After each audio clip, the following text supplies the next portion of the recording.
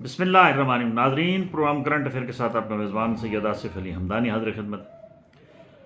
ناظرین، مذاکرات ہوں گے یا نہیں ہوں گے، جنگ ہوگی یا معاہدہ ہوگا، یہ ابھی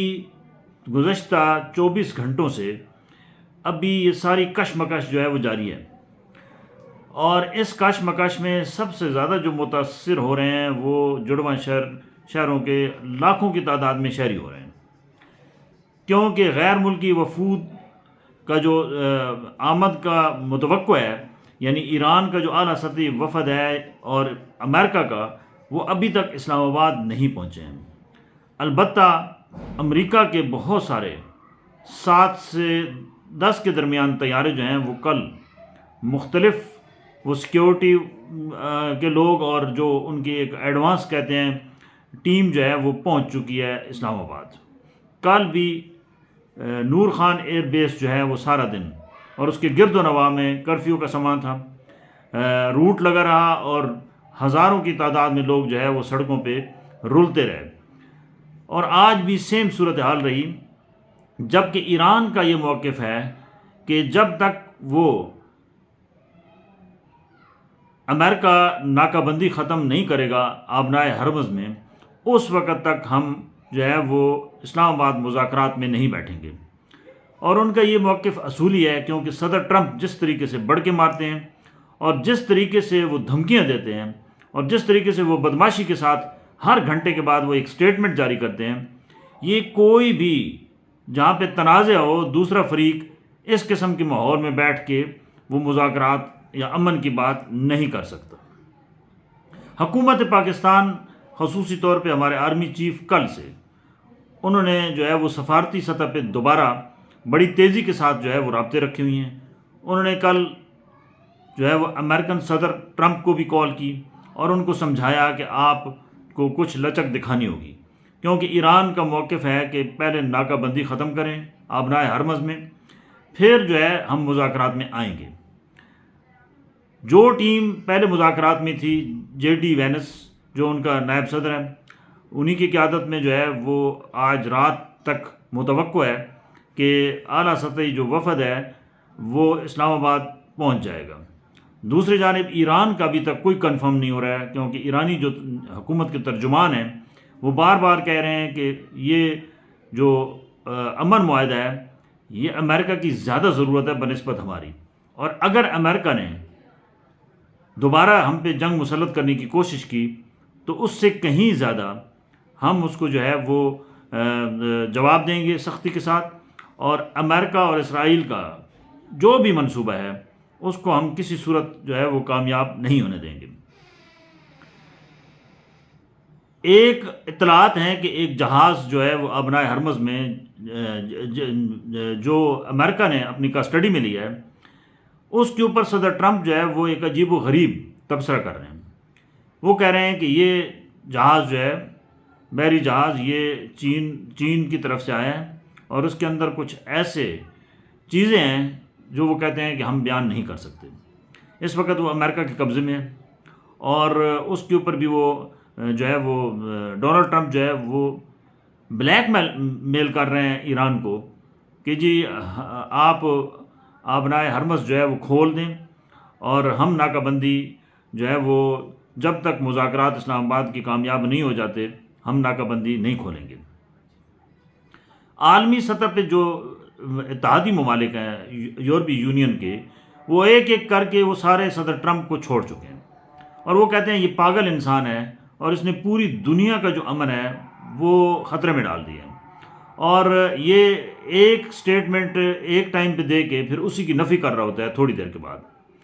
ان حالات میں کیا پاکستان کسی قسم کی گارنٹی دے سکتا ہے ایران کو اگر یہاں پہ مذاکرات ہوتے ہیں؟ ہرگز نہیں۔ اور یہ بالکل مذاکرات براہ راست کرانے کا مقصد بھی یہی ہے کہ دونوں فریقین جو ہے وہ بیٹھ کے معاملات کا کوئی تصفیہ نکالیں، کوئی حل نکالیں۔ ان حالات میں اس وقت جو صورتحال ہے وہ جڑواں شہروں راولپنڈی اسلام آباد کے اندر اس تمام صورتحال میں شہری جو ہے وہ بہت بڑی قربانی دے رہے ہیں۔ سکول بند ہیں، دفاتر بند ہیں، اور جو مین سڑکیں ہیں، شاہراہیں ہیں، وہ بند ہیں۔ اسلام آباد ریڈ زون کو تو مکمل طور پہ سیل کر دیا گیا ہے اور وہاں پہ چڑی بھی پر نہیں مار سکتی، اور اسی طریقے سے جو ریڈ زون کے ایریے میں اور بلیو ایریے میں کچھ جو دفاتر ریڈ زون کی حدود میں آتے ہیں ان تمام کے اندر جو ہے آج دوسرا دن ہے وہ چھٹی ہو چکی ہے۔ اسلام آباد کو ہائی کورٹ کل چھٹی تھی، آج بھی چھٹی تھی، تو بہت سارے جو کیسز ہیں وہ زیر التوا وہ پینڈنگ ہو گئے ہیں۔ اسی طریقے سے جو ٹریفک ہے وہ اس کا جو فلو ہے، آپ دیکھ لیں آئی جی پی روڈ، آپ دیکھ لیں جی ٹی روڈ، آپ دیکھ لیں جو ہے وہ اسلام آباد کے انٹرنل جتنے بھی داخلی اور خارجی راستے ہیں ان کے اوپر جو ہے وہ دیکھ لیں، وہاں پہ لمبی لائنیں لگی ہوئی ہیں اور شہری ذلیل و خوار ہو رہے ہیں، ایمبولینسیں پھنسی ہوئی ہیں۔ تو ان حالات میں حکومت کو چاہیے کہ کچھ ایسی ارینجمنٹ کریں کہ یہ مذاکرات اب نہ جانے کب تک چلیں گے، جو جڑواں شہروں کی زندگی مفلوج ہے اس کو بحال کریں، اور جو لوگ جو دیہڑی دار ہیں، جو مزدوری کرتے ہیں، جن کا چولہا وہ صبح سے لے کر شام تک کام کرے تو تب ان کا چولہا جلتا ہے، ان کا چولہا بجھ چکا ہے، آج تیسرا روز ہے، اور دکاندار اور جو کاروباری حضرات ہیں وہ اس قدر تنگ ہیں، اور ٹرانسپورٹر خصوصی طور پہ وہ اس قدر تنگ ہیں کہ وہ کہہ رہے ہیں کہ ہمیں کس عذاب میں ڈال دیا گیا۔ گو کہ یہ بہت بڑا کام ہے، لیکن اللہ کرے کہ یہ کام ہو، کیونکہ صدر ٹرمپ کی جو زبان ہے، جو اس کی دھمکیاں ہیں، جو اس کی بدماشی ہے، اس سے تو وہ صاف ظاہر ہو رہا ہے کہ اس کی نہ کوئی ملک گارنٹی دے سکتا ہے، نہ ہی ایران ان حالات میں اس سے کوئی مذاکرات کرے گا۔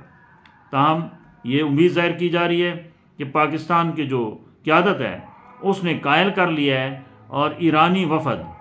جو سپیکر ہیں کالیاف، ان کی قیادت میں جو ہے وہ کل اسلام آباد پہنچ جائے گا، اور کوئی حتمی نتیجہ ان مذاکرات کا نکلتا ہے یا نہیں نکلتا،